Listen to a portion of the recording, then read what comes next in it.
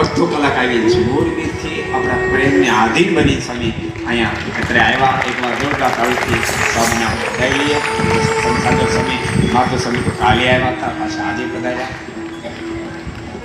એમનો નાતો બહુ ન્યારો છે.